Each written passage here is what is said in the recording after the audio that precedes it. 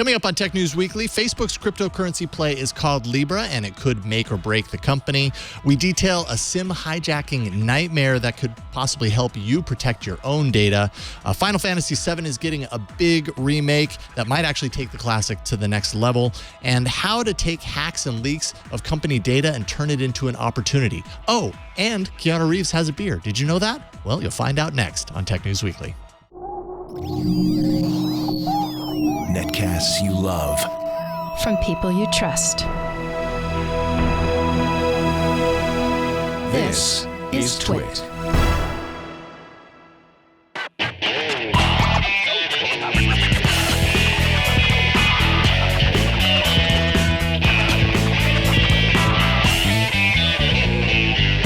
This is Tech News Weekly, episode 88, recorded Thursday, June 20th, 2019. This episode of Tech News Weekly is brought to you by Behind the Tech, a podcast with Microsoft's CTO, Kevin Scott.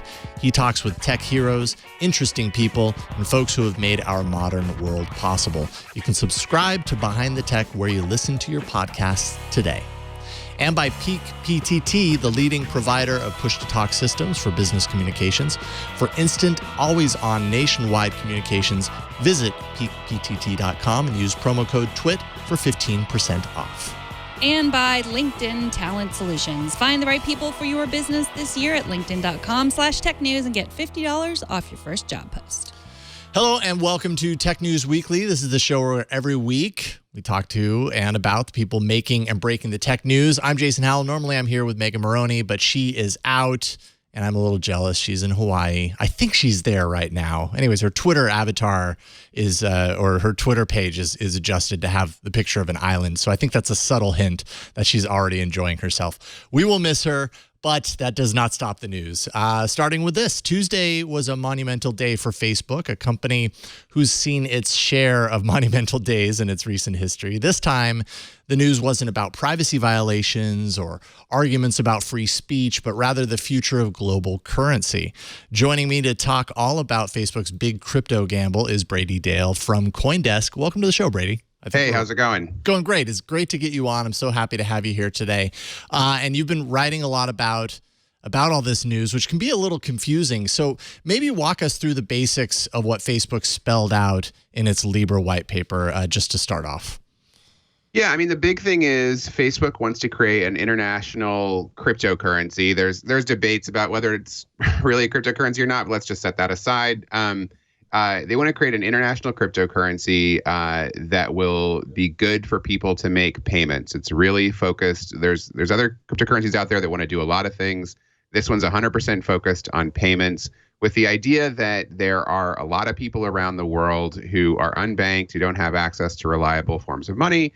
If you create a good payment system for them to use, that's plugged into apps that maybe they're already using, like WhatsApp or Facebook, very likely WhatsApp, that can make it easier for them. And also in a lot of parts of in the entire world, global payments, cross-border payments tend to be much more expensive than they should be. And so Facebook, the old Jeff Bezos adage, like your margin is my opportunity, I think Facebook has seen a margin that they can go after as well by taking some of those costs off. So that's what they're starting with, remittances. People who are from one country, work abroad in another country, want to send some money home. They want to make that cheaper using cryptocurrency. So that's the big idea. And I mean, this news exploded, and literally everybody lost their flipping mind, and they were writing about it, coverage everywhere.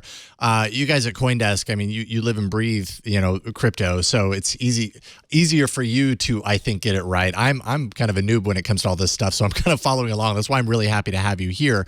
And also, there was rumors about this for months, and so we had wrapped our heads around it way ahead of everyone else, because we had been following every little hint that we could get about it too. Sure. And I mean, obviously when a company the size of Facebook, arguably one of the largest companies in the world, gets in on something that up until now, many people would look at cryptocurrency as like unproven ground to a certain degree. Right. But now you've got this major company, Facebook, saying, no, you know what, we believe, and here's our flavor. But they're doing something a little different here. Talk a little bit about the two-token approach. There's Libra and Libra Investment Token. Why two cryptocurrencies and not just one? Why is that different? So the Libra investment token is very clearly a security. That means it's something that you buy with the expectation of making profit off of it. And, Facebook has had a lot of drama in the last few years, as everyone knows. They wanted to launch this with a bunch of partners who both could help them win adoption. So, for example, you've got Uber in there. In theory, Uber will take some kind of discount if you pay in Libra. That's not confirmed, but that seems like a natural thing that they might do. You've got obviously MasterCard and Visa, who in theory will help people buy Libra, that kind of thing. So Facebook wanted to bring in all these partners, A, so it wouldn't look like it was 100% Facebook, B, so they would have a lot of help getting this off the ground, and they need to give those partners some reason to take part. So they're going to get this Libra investment token. And, I think we don't know exactly what it costs to get one, but we know it costs at least $10 million to spin up a node, and all these early partners will have a node. So it's probably something like that. And so the way it'll ultimately work is that Libra investment token will give everyone who has it a share in the interest that's earned on the reserve. So that's all the money that goes into the Libra accounts to generate new Libra. So people will put in whatever kind of money they have to generate, these Libra tokens that they can spend. So all these folks put in a big pile of money, probably $10 million a piece. There's probably, no one knows, but there's probably at least $1 billion in there already. And the returns you would get on the conservative investments that Facebook's are going to do just in the front of that will be 1 or 2%. It's nothing remarkable. But what's powerful about the Libra investment token, if we all understand the way it works right, and I think we do, is that as everyone else comes on to the Libra system and starts to use this thing, they'll all start putting money in there, probably $100, $1,000 at a time, and they'll take out $100 or $1,000 worth of Libra token to spend and use in the economy. But that money will stay in there until someone redeems it, which may not be for a really long time. Theoretically, if this economy gets to be really large, that initial $1 billion that these initial partners invested of their own money could turn into, billions and billions, even maybe $1 trillion. Who knows how high it could go, of a whole bunch of other people's money. But it'll just be the folks who have those Libra investment tokens that will get to share in the interest after expenses of that giant pool of cash. And so then, you're getting 1 or 2% off of a vastly larger pool of money, and you didn't have to put in that additional money. It's 10 times to 100 times more money in there that you're all earning interest off of, but you only had to put in your initial chunk to get this thing off the ground. So that's why it's confusing, but it looks like the Libra investment token is going to be really lucrative to hold if this all works out. And then the other token is just the Libra token. There's the Libra coin, and that's just, for spending and stuff. That's viewed as a utility. That should be viewed as a utility token. It's not meant to gain in value. In fact, it's meant to be really stable in value and not change much over time. Right. Okay. That makes sense. Now, Facebook, you mentioned briefly, they've had a lot of troubles, troubles to their reputation, let's say, in the past couple of years. How could that affect the success or the failure even of the Libra effort? It's hard to say. I think people have a lot of doubts and skepticism about Facebook, but still, and remember, it's not just Facebook, it's Facebook products. I think a lot of people use WhatsApp and have no idea that it's Facebook. And I think Facebook's going to be leaning a lot on WhatsApp to get adoption.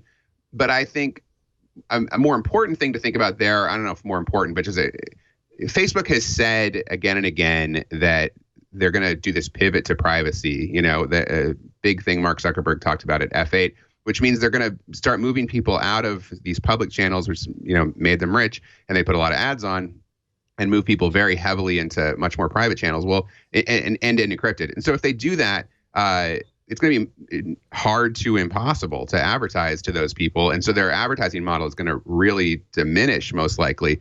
So I think for Facebook, this could be make or break. They definitely, if they're going to really do this pivot to privacy because of all the things you just mentioned, they've got to have a new business model. Running a global currency is a very good business model, but they've got to make it work in order to stay afloat after they do this pivot to privacy. Right.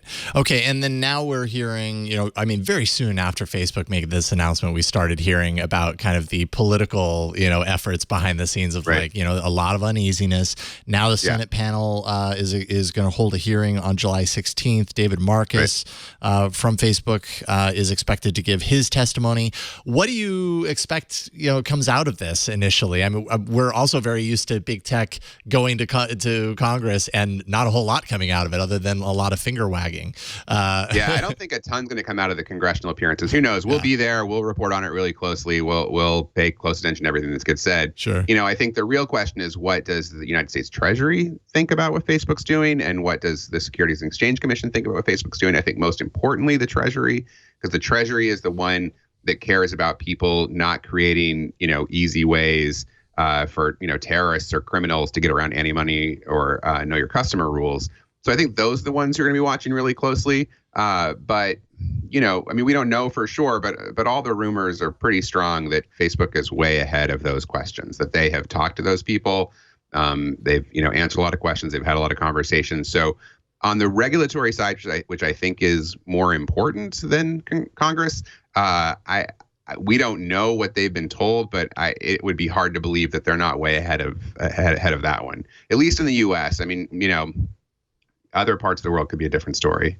Yeah, and there's some people that have been writing that they fear that Facebook coming out with something, a strong effort in this case, having the ability to possibly sway the economy essentially, with their broad influence of billions of users, coupled with this new kind of approach to money worldwide, that they could be regulated out of existence out of fear of what it could do. Do you think there's any reason to expect that might happen?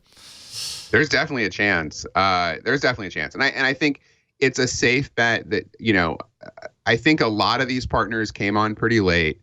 I think probably some of them are easier to spook than others. Sure. Sure. I wouldn't be surprised if there was some serious saber rattling in different parts of the world. If I feel like that the credit card processors would be the first to disappear. I think they have a reason to be in this, but it's not it's not existential for them. So yeah, I think there could be a chance that if there is some saber rattling, some will drop out. But it remains to be seen if any of those folks are absolutely needed. But I just do think that this is a smart team. It's a big team. They've got a lot of lobbyists.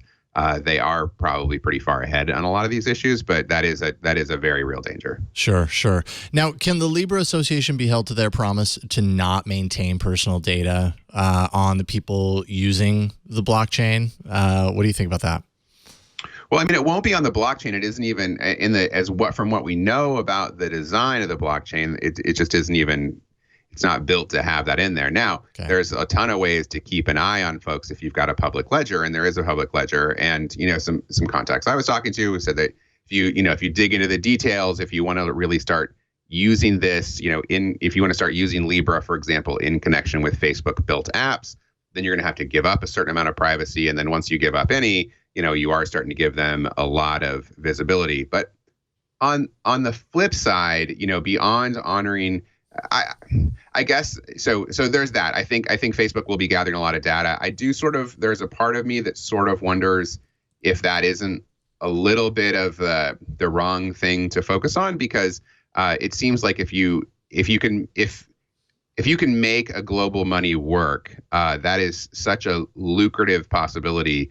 I think I would be hesitant to gather an excess of data were I Facebook, just because I wanted to protect my ads business. That just seems so much tinier compared to what the possibility of controlling a global money is going for. Now, on the flip side, on their ads, even without spying on people, there will be a certain amount of still ads on their platform, right? There's going to continue to be some kind of public element. They'll continue to track people X number of ways. Facebook alone. Think about this: if you're walking along with just money built into your phone, just wired directly into your mobile phone. And so buying a thing, even a small thing, just you could buy a $10 shirt or something, or even a unique sticker from some, K-pop star that you're a fan of that you can only have if you pay a little bit of money for it, a quarter. If you can buy things right away, in a moment, no credit card involved, no entering in all those annoying numbers, just in a second, because it's built into your phone, it's wired into the app. That is vastly more commerce that's going to start happening on Facebook's apps. And if people can buy directly in the ads that way, which is the kind of thing that cryptocurrency makes feasible, what ads they are able to run become vastly more lucrative. The returns on those ads get way higher. So I just think there's another side of opportunities here, which suggests Facebook might be better off being cautious about hoovering up too much data because there's too many other ways for them to make money.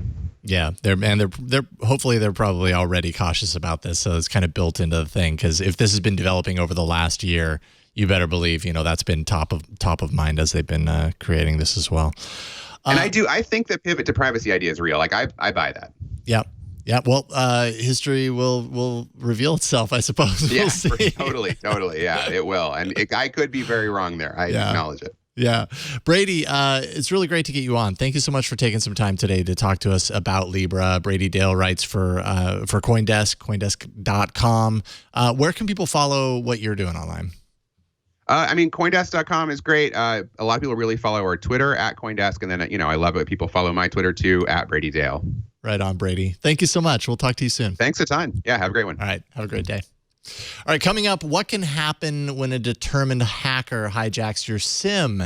It turns out it's kind of a nightmare. So we're going to talk about that. But first, this episode of Tech News Weekly is brought to you by Behind the Tech, a podcast from Microsoft. Chief Technology Officer Kevin Scott takes you behind the scenes with tech innovators, pioneers, and into the history of computing. In the past episodes, he's talked to Daniel Feinberg, Pixar's computer scientist creating magic through lighting.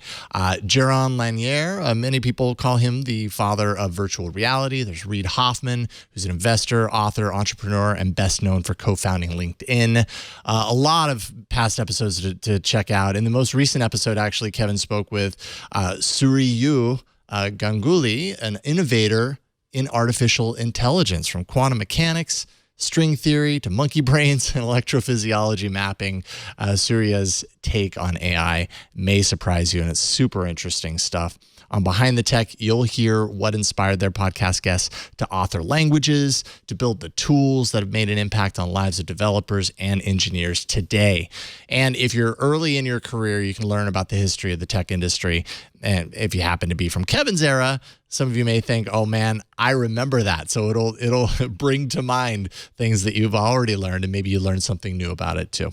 Subscribe to Behind the Tech wherever you listen to your podcasts. Google Play Music, of course, Apple Podcasts, Spotify, Stitcher, Libsyn. You can sign up, tune in, and geek out. Check it out. The podcast is called Behind the Tech by Microsoft. Something tells me that this has been a very long week for Matthew Miller, contributor to ZDNet and co-host of the Mobile Tech Roundup podcast. So what better way to get over all that madness than to relive it on this show? Welcome to the show, Matt. Thanks, Jason. Appreciate it. Yeah, it's a week I'd like to forget. I can only imagine. And I feel like I have at least a small shred of understanding. A few years ago, I made a mistake on This Week in Google by linking my two-factor authentication phone number to my Google Voice code. And so in doing that, I couldn't get my two-factor authentication code because it passed through the Google account that I couldn't get into without the two-factor authentication. And so I literally almost thought that I lost everything. And it took a week for me to get straight. You posted on Monday about your own personal nightmare that involved your SIM getting hijacked from you and toppling a whole house of cards in its path. So let's start from the beginning. How did you discover that your SIM had been hacked away from you? Yeah, so it's kind of interesting. It's kind of a good thing that I had a lot of followers on Twitter at the time, because my oldest daughter, who's a tech writer too, she follows me, and she woke me up at about 11:30 last Monday on the 10th of June and said, "Hey, Dad, I think your Twitter's been hacked. There's a post up there that says something like, 'I'm kind of a big deal,' and then a bunch of posts had been missing and all this other stuff." So I rolled over in bed and I looked at my cell phone, and there was no SIM signal. I'm like, oh, that's kind of weird. So I looked at the messaging and it said, "Your phone number, blah, blah, blah, has been moved." I'm like, well, that's weird. My SIM card was there. My phone was there. Nothing had changed. So I immediately, with Twitter and then now my phone not working, I ran downstairs. Immediately, the first concern was my phone. I was like, why is my phone not working? I went airplane mode, turned it back on, turned off Wi-Fi. Nothing I did could get it to work. Thankfully, I had a Google Fi account as well. So I called up I first tried 611 because people have told me that you could still get customer service even if your SIM's not active, but that didn't work. So I used my 5 phone, called up T-Mobile, said, what's going on here? And they said, well, somebody had called and had moved your cell phone to another SIM card. And I'm like, well, I didn't call and I need to get this back. And I have my physical SIM. I gave them the ICC ID. And then they said, well, what we can do is we'll text somebody else because you have 5 phones in your family plan. I go, fine, text my wife and I'll verify that. And we did all that. And so I got my phone back, but then I'm like, well, why did you require me to text another phone in my line? But how did the hacker get my phone away from me when physically it never left me? And they didn't have an answer at the time for that. So then I said, okay, well, I've got my phone back. Let me move on to Twitter and see what's going on. Tried to log into Twitter. That didn't work. And, just to say in the beginning, I did have 2-factor authentication. So my phone number was kind of tied to my Google account, my Twitter, things like that. So I couldn't get into Twitter. And then I said, well, let me go look at Gmail. I couldn't get into Gmail. So now I'm like, oh man, I store a lot of things on Google.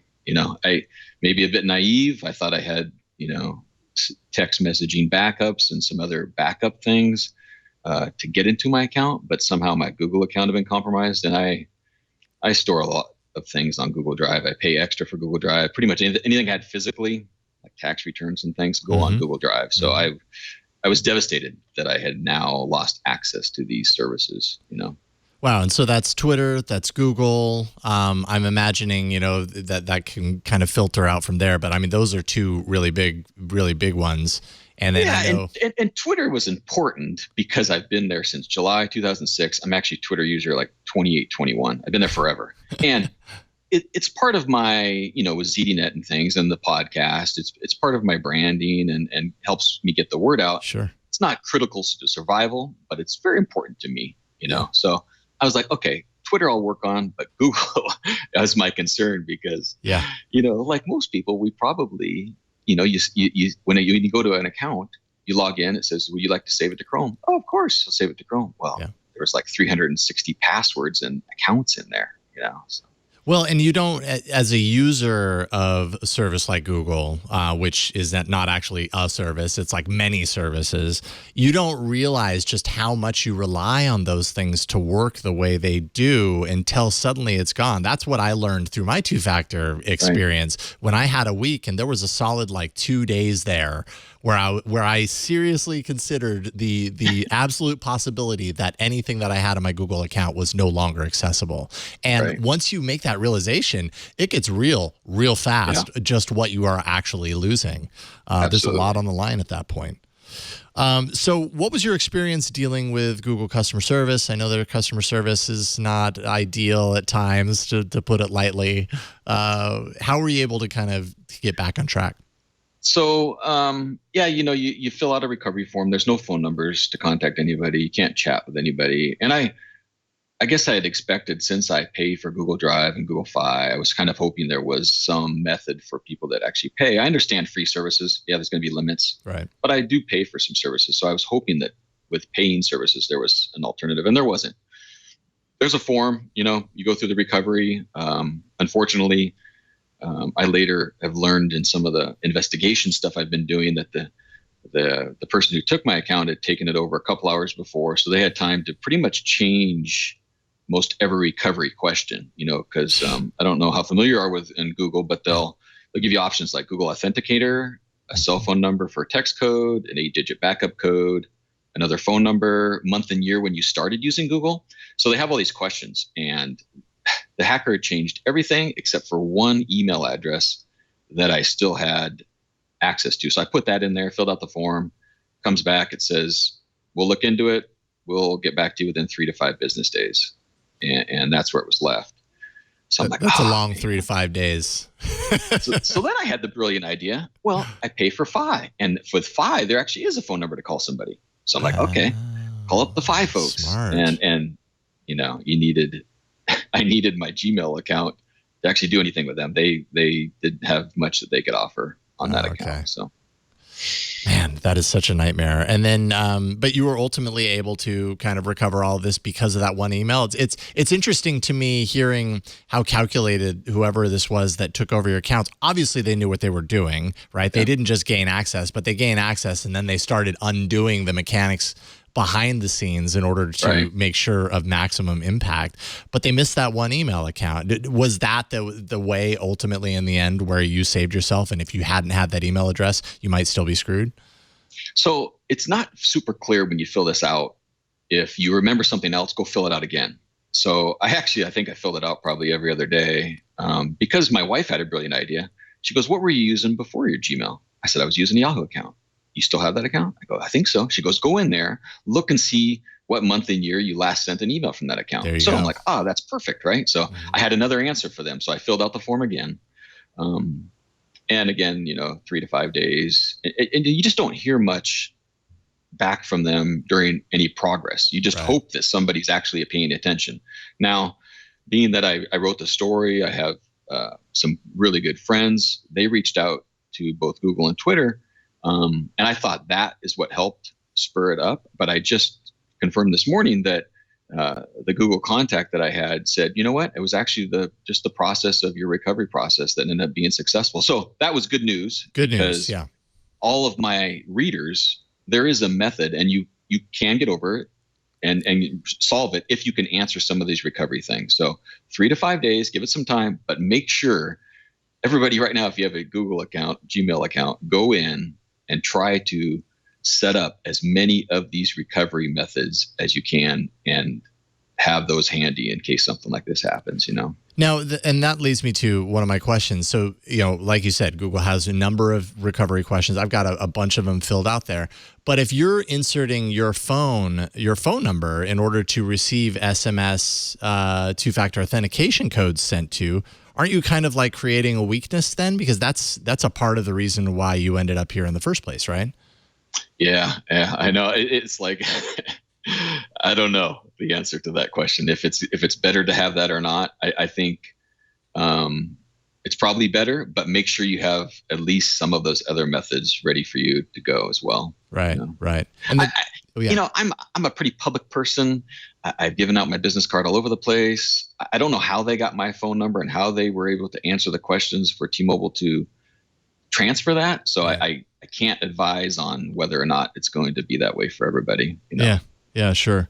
And then how do you feel about T-Mobile? Like I've read somewhere where, and maybe it's just, personal conjecture or whatever, but some people would argue that T-Mobile's kind of social engineering, falling susceptible to social engineering is maybe, higher than some of the other carriers. I don't know if there's truth to that or, it's probably just luck of the draw. I have to imagine, because that's kind of at the heart of social engineering is it's really just, are you convincing enough to the person on the other end of the phone? And there's no way to specifically detail that. But do you think T-Mobile did enough? I mean, obviously they didn't, but what do you think about that?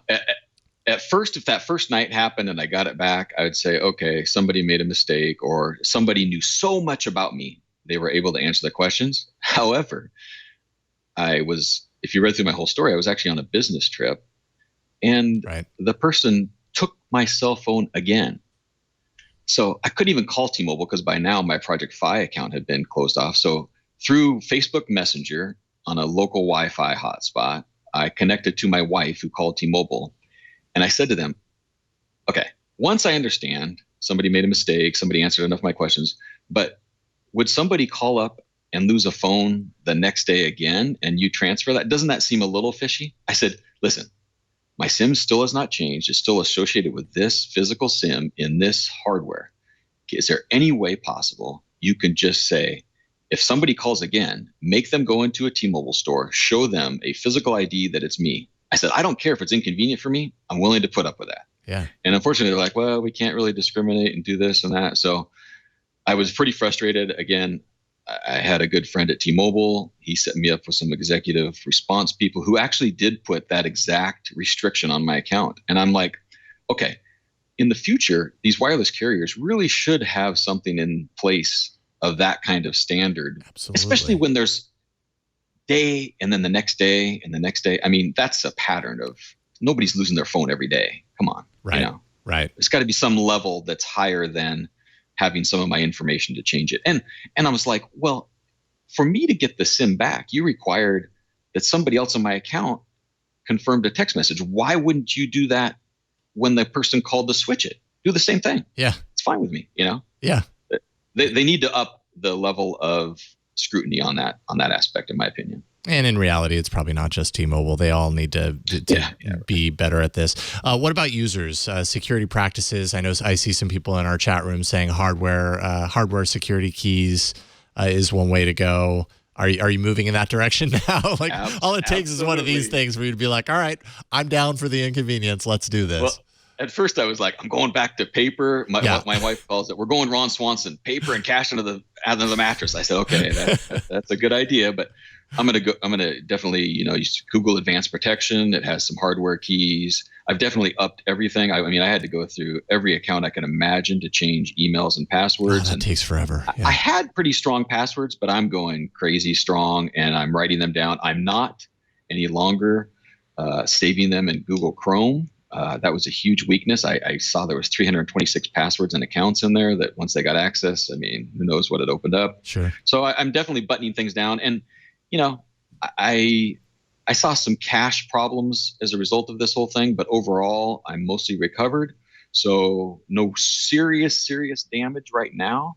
I just am happy that I think my article raised the awareness, and there's been a ton of people that said, I'm reviewing my account, I'm helping Jay. And that's awesome. I mean, if people get the awareness raised and they make some steps to make sure they're more secure, I'll take the sacrifice of having an account hacked, Yeah, absolutely. I mean, sure, it's giving you something to write about and to educate about and everything. Sure, you've gained all of your account or most of your online identity back. That doesn't reduce the difficulty that's inflicted on you, but if that can spread to others and just raise everybody else up, it was part of the reason why I wanted to get you on today, because I think this is the kind of story where thankfully you didn't lose everything in the end, but that's not to say that other people wouldn't lose everything if they were facing the same situation. So these are actual ways to improve that security profile. Absolutely. Yeah, I have heard a lot of people chime in and said that they had some horror stories and things. And temporarily, I did lose $25,000 out of my checking account. They froze my account. Thankfully, my bank smartly saw that it was a weird Bitcoin purchase. So, was able to get the money back. And it sounds like they stopped that purchase. So good. Well, Matthew, really appreciate you hopping on. I know you're probably busy still trying to button all this stuff up, but I appreciate your story and your honesty, and hopefully it raises awareness for everyone. Matthew Miller, you're a contributor to ZDNet, right? Where can people follow you online in your newly recovered Twitter account? I'm back on Palm Solo, so you can follow me there. And my Twitter account went from just about 10,000 down to 3,000, and the hacker actually blocked over 6,300 people. That is crazy. Thankfully, I started going through one by one because that's what's by default. But thankfully, I found some JavaScript, put it in there, and was able to unblock everybody. So it's there for followers at Palm Solo. If you followed him before, go back again and make sure you refollow. Happy to hear that there's at least a happy ending. And thank you for hopping on. Would love to have you back sometime soon. Thanks, Jason. Appreciate it. Take care. Bye. All right, coming up, Sam Machkovech from Ars Technica is going to jump on and talk about some of his highlights from E3. But first, this episode of Tech News Weekly is brought to you by Peak PTT, the leading provider of push-to-talk systems for business communications. Company cell phones are not only expensive, they can also waste a whole lot of time for employees. So you can boost productivity and cut down costs today with Peak PTT. Peak provides advanced IP-based push-to-talk systems for small, medium, and enterprise businesses. You can leverage the internet, cellular data, and Wi-Fi networks to transmit voice over the internet.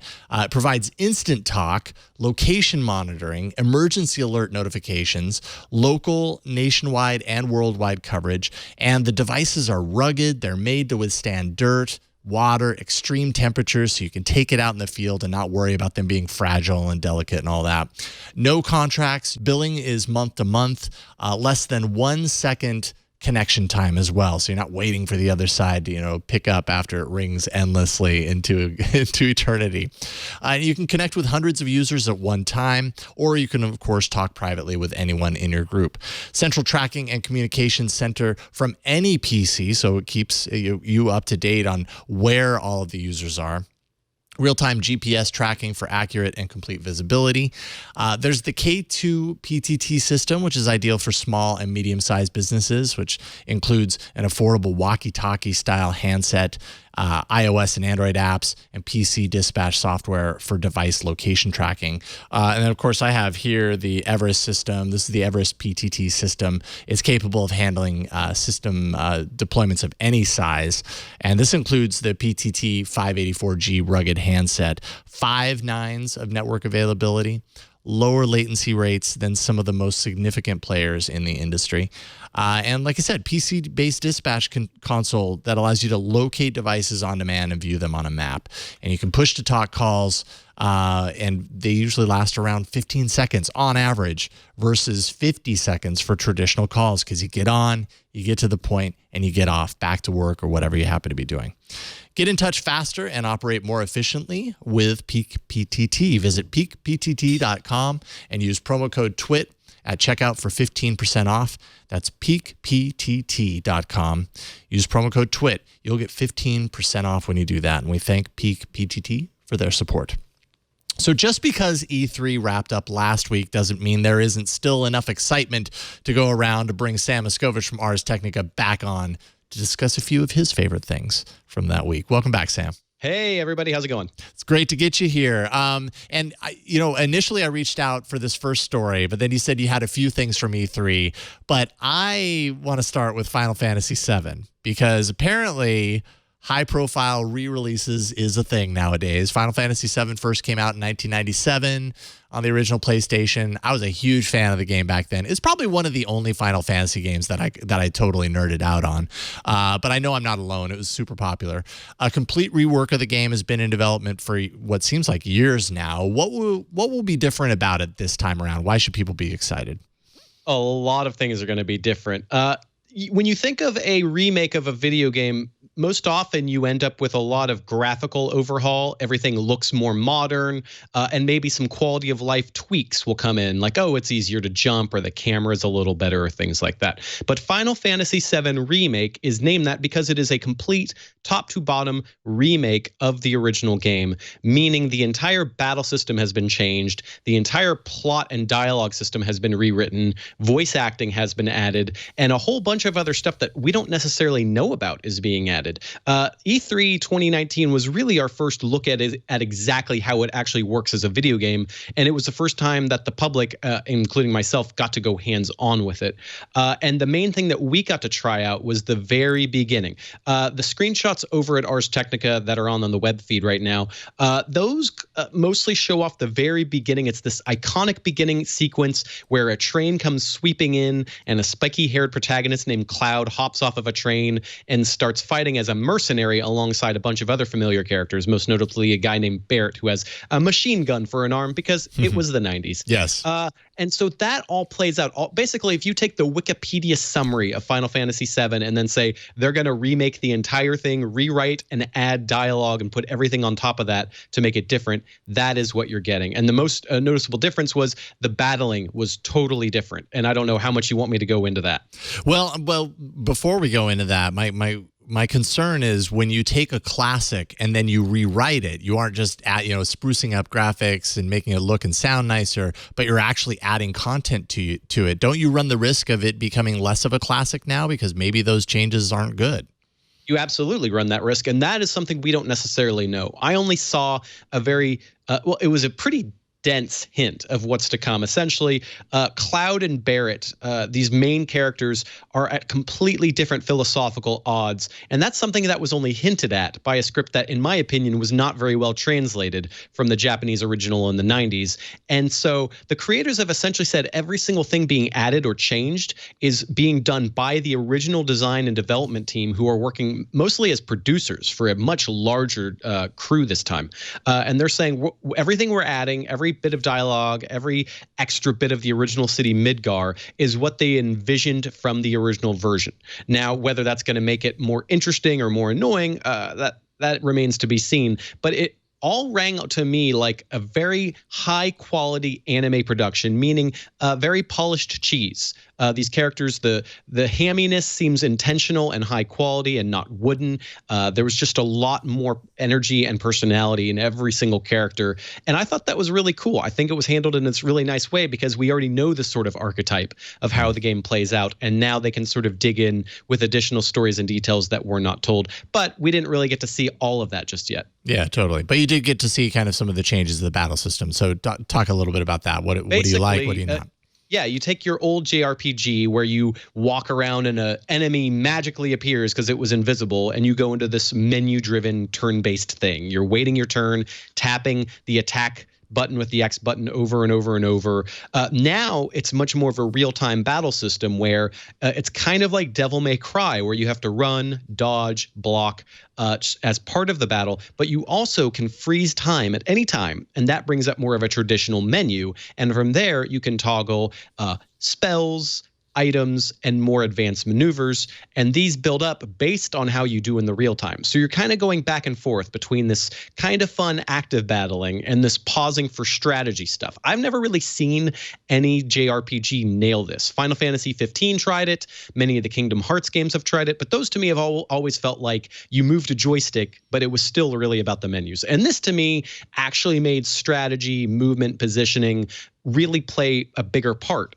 And I liked it as someone who is tired of the old JRPG tapping a menu and over system. I really liked it. And then it's just all beautiful on top of that. The action would be nothing if it didn't look so good in action. And I actually peeled back the layer on my demo kiosk that I played on to confirm that my TV was connected to a PlayStation 4 Pro. Does that mean that they didn't somehow hide a computer inside of that and soup up and trick me with stuff? I don't know, but it ran at an apparent 1080p resolution, around 30 frames a second, consistent, crisp, beautiful. It was fluid to play. The particle effects were all over the place. The materials of the clothing and skin were the type that kind of perfectly balanced how a computer character should look without the uncanny valley making things terrible. Because you may remember that Final Fantasy movie that came out in the 90s that just looked awful. And this running on a PlayStation 4 runs leaps and bounds past that because it has that understanding of it looks realistic, but also has some cartoony curving and bounciness to the face that I think is a really nice balance. It's sort of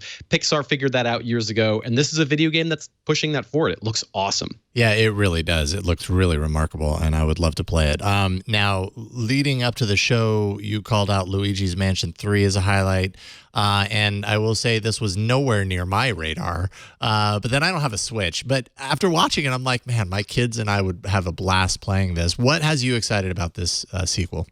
I've always been a fan of Luigi's Mansion, which was this weird fill-in at the GameCube era. That was back when Nintendo always put a Mario game out at the very beginning of a console's life. And GameCube was, we got Luigi, he's in the dark. And it was always more beautiful, more they were always pushing the boundaries of lighting and how rugs and curtains looked. A lot of these sort of details that are easy to miss.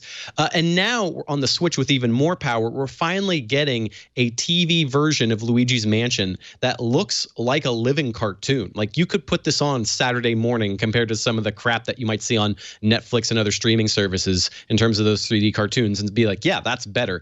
In action, every single thing Luigi does is just unbelievably bubbly. Like it's almost like they took my own 10-year-old nephew and hooked him up to a motion capture suit and said, get really excited, because Luigi just bounces around in this very animated way, whether he's super happy or completely freaked out.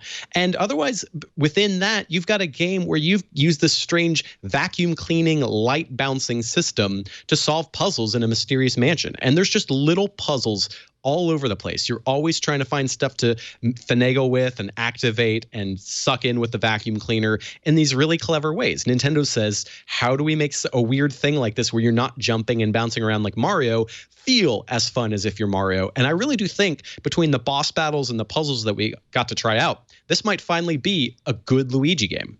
Yeah, it looks really good. And it also has a multiplayer aspect to it, right? Talk a little bit about that. Yeah, we didn't get to test that out, but it's called the Scare Scraper mode. Up to 8 people will be able to play either locally or online. They like to say 8-player because you can get 8 Joy-Cons, hold sideways, and play all on the same system.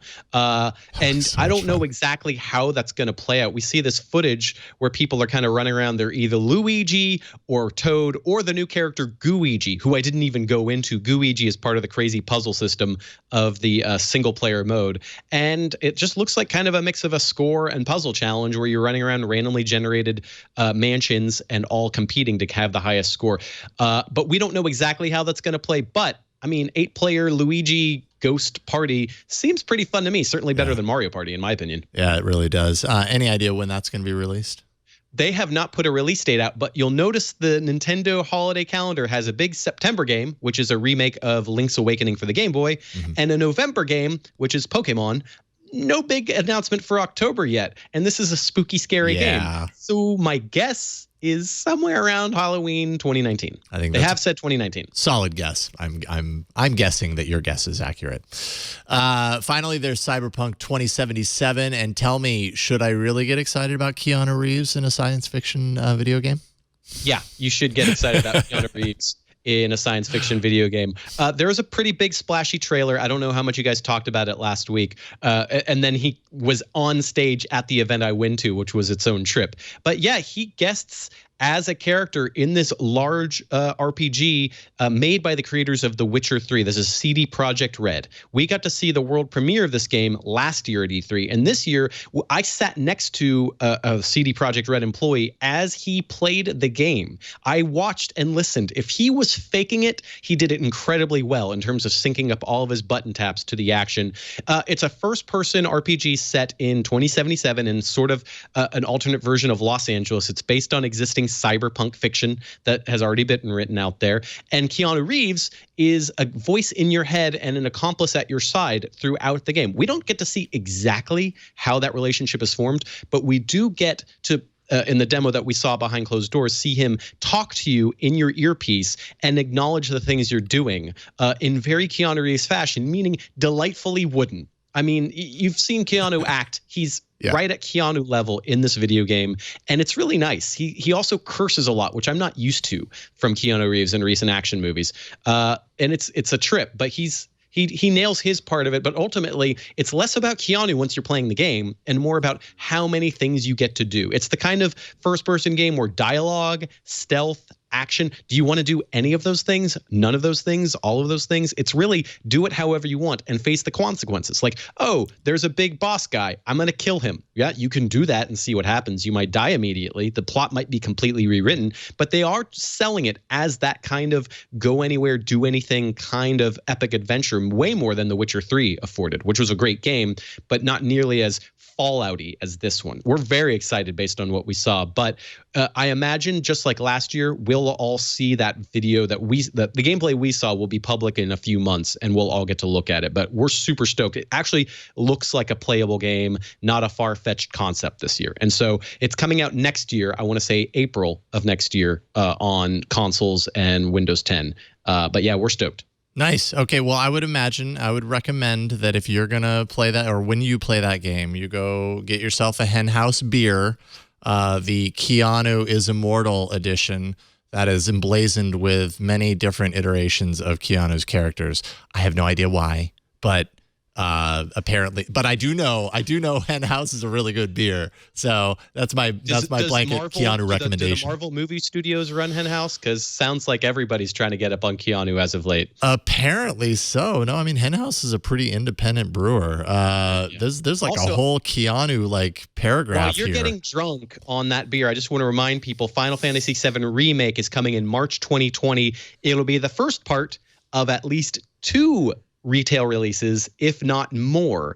So that's weird. One confusing question mark that I forgot to address is that as excited as we are, there's only going to be part of the original Final Fantasy VII in the game that comes out in March, which will be on 2 Blu-ray discs, and yet they're still not going to be done. So who freaking knows when that's going to be done? That's so crazy. And so then, yeah, it'll be interesting to see how you do that. Like, do you because there are the people that understand the entirety of the game.